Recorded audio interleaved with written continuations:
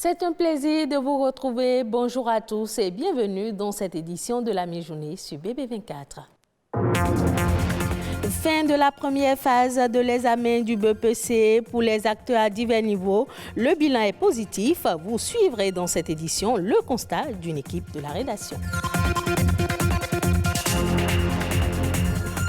Des mesures fortes pour que tous les enfants africains aient accès à l'éducation, aux soins, à un niveau de vie décent, c'est un impératif. Ce 16 juillet est célébrée la Journée mondiale de l'enfant africain. Ferdinand Omanyala, champion d'Afrique du 100 mètres à l'issue des 22e championnats d'Afrique d'athlétisme, veut surprendre les Américains aux mondiaux d'athlétisme. Vous suivrez dans ce journal l'une de ses séances de préparation.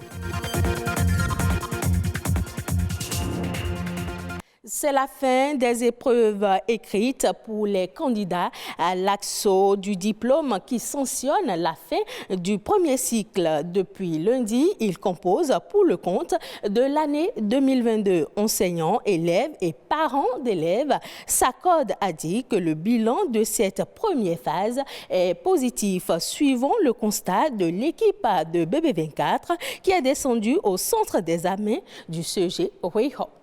Du début jusqu'à cet instant-là, on n'a pas eu un cas d'enfant récalcitrant, rétardataire ou tout autre. Mis à part Dame Nature qui a dérangé un peu la journée d'aujourd'hui, sinon bon, tout s'est bien passé. Tout s'est globalement bien passé. Ces points de vue de ces examinateurs sur le BPC session de juin 2022 au CEG Weiho sont également l'avis du chef centre. On a eu quelques 3 cas de maladies qu'on a su gérer à l'intérieur du centre et les 3 malades ont continué de composer jusqu'au dernier jour. Du côté des candidats, c'est la fin du stress. Ils espèrent simplement que les copies soient bien corrigées. Toutes les épreuves étaient abordables, surtout l'espace, mais la mathématique, je ne suis pas trop forte dedans, mais j'ai fait de mon mieux. Bon, l'année dernière, les épreuves étaient abordables, mais bon, j'ai pas pu tout écrire quoi. Mais cette année, je me suis dit en moi que les épreuves de cette année ont été plus abordables que ceux de l'année dernière.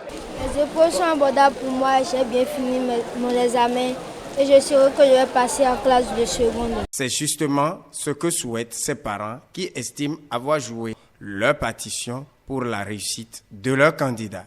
Je suis passé pour la chercher, pour mieux sécuriser son déplacement pour la maison. Ils ont fini par la grâce de Dieu, tout est bien passé, elles ont dit qu'elles ont travaillé, donc on attend le reste.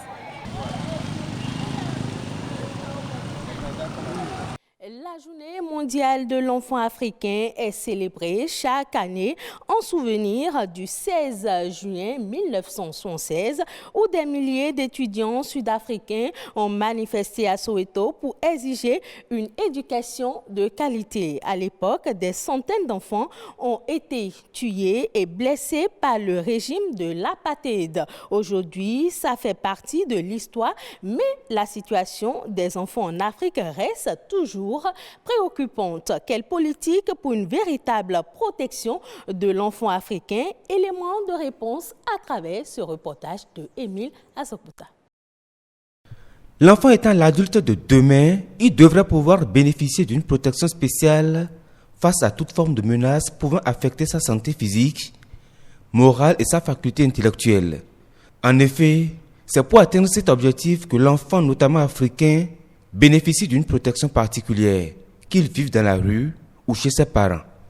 Il faut naturellement faire en sorte que les dispositions que nous avons au niveau normatif puissent être en adéquation avec nos réalités. Il ne faut pas promouvoir des réalités qui briment l'enfant. Il ne faut pas promouvoir des réalités qui empêchent l'enfant de connaître un épanouissement au point biologique et au point psychologique.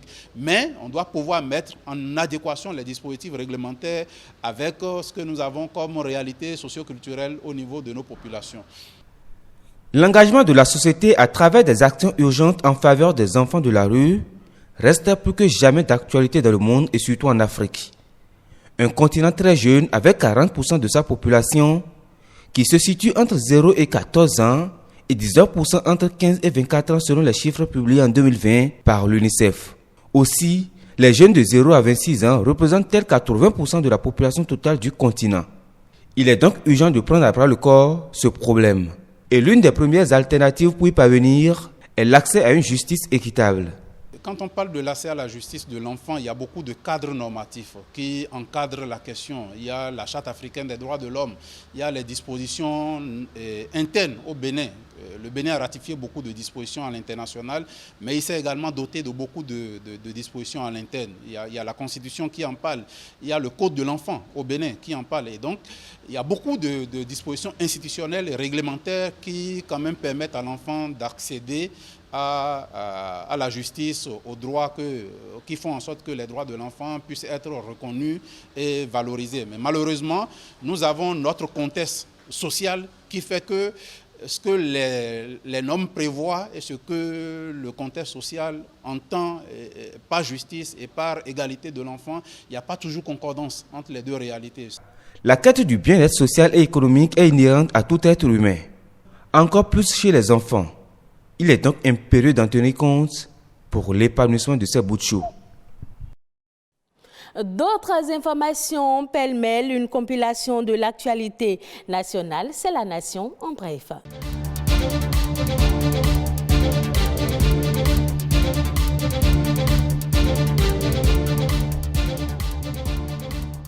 « 11 milliards de francs CFA pour le projet de développement intégré des chaînes de valeur agricoles, riz et maïs. C'est un financement octroyé au Bénin au cours de la 47e réunion annuelle du groupe de la Banque islamique de développement BID et approuvé par le conseil d'administration de la banque. Plusieurs projets contenus dans le programme d'action du gouvernement ont aussi été abordés au cours de ces assemblées pour être financés. Le Bénin vient de bénéficier de 14 millions de dollars, soit plus de 7 milliards de francs CFA, des États-Unis pour renforcer la sécurité sur son territoire. C'est ce qu'on peut retenir de la visite au Bénin du sous-secrétaire d'État aux affaires africaines des États-Unis, Mike Gonzalez. En juin prochain, des opérations conjointes avec les forces de défense et de sécurité béninoises sont prévues. Un vaste programme de 3 ans qui prend en compte l'acquisition non seulement d'équipements, mais aussi la formation. Barrer le chemin aux maladies tropicales négligées, c'est un défi que comptent relever les élus locaux du département de l'Atlantique. Ils viennent ici en renfort aux organisations de la société civile dans la lutte contre ces maladies qui constituent un frein au développement durable dans nos communautés. Un atelier de formation a été organisé pour permettre à ces élus de mieux cerner ces pathologies.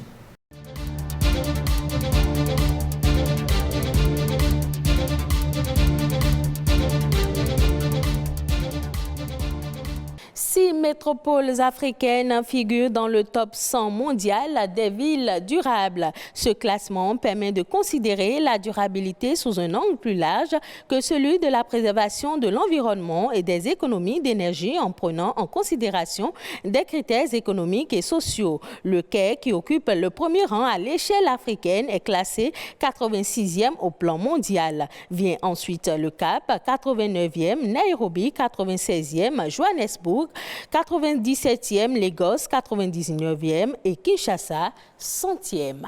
Le Kenyan Ferdinand Omanyala est le nouveau champion d'Afrique du 100 mètres à l'issue des 22e championnats d'Afrique d'athlétisme qui ont pris fin dimanche dernier à l'île Maurice. Le jeune sprinter prépare désormais les mondiaux d'athlétisme avec pour ambition de surprendre les Américains chez eux. Suivons le reportage de nos confrères de France 24.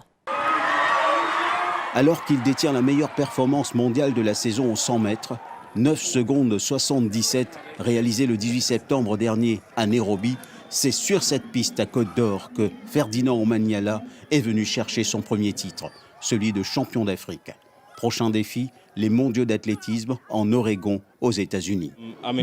Je suis en forme, je suis très en forme. Il nous reste encore un mois avant les championnats du monde. Je peux vous dire que nous allons battre les Américains chez eux. Cet ancien rugbyman passé à l'athlétisme a mis 5 ans pour développer sa masse musculaire de sprinter. Fier d'être un pur produit de l'athlétisme kényan, il s'estime prêt, à 26 ans, à se faire respecter parmi les grands noms du sprint mondial. Son chrono de 9,77 fait de lui le 8e meilleur performeur de tous les temps et le seul Africain à se hisser dans le top 10, prémisse, croit-il, d'une nouvelle ère. Le sprint a été dominé par les Américains et les Jamaïcains. Ils doivent commencer à oublier cela parce que les Africains arrivent. Je suis en ce moment le leader mondial. Si je vais en Oregon, c'est bien pour décrocher une médaille. Je veux que le Kenya et l'Afrique soient fiers. Sur la piste de Côte d'Or, Ferdinand Omanyala et 2 Sud-Africains ont couru sous les 10 secondes, sous l'œil du président de World Athletics, qui observe que le sprint africain a acquis une nouvelle maturité. J'assiste à des performances de classe mondiale. Au 100 mètres hommes, 3 athlètes ont couru en moins de 10 secondes. Le sprint africain arrive vraiment à maturité. Ses concurrents seront très compétitifs dans quelques semaines en Oregon. De nouveaux sommets pour Ferdinand Omanyala. Le sprinter kényan est revenu sur scène après une interdiction de 14 mois en 2017 pour cause de dopage qu'il a toujours nié. Il porte désormais l'espoir de tout un continent. À Côte d'Or, il faisait le bonheur de nombreux fans. Ce sera tout pour cette édition. Merci de l'avoir suivi. Retrouvez ce journal sur le site de l'ORTB, www.ortb.bj.